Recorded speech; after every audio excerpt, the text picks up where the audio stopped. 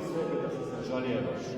Nemoj sebi dozvoliti da padeš u očaj, da si jadan, da si bed, nego si onaj koji ima Gospoda.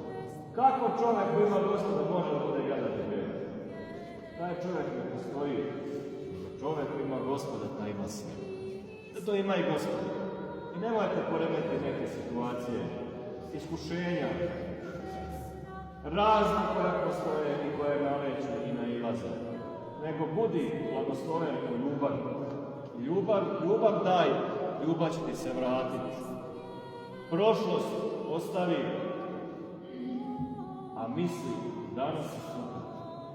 Gospod misli o svemu, o ptici, cvetu, a kamoli o čoveku koji ga najviše voli.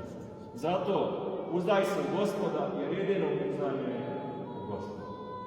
Sve za Krista, Krista ni za šta. Amin. Nazdravim.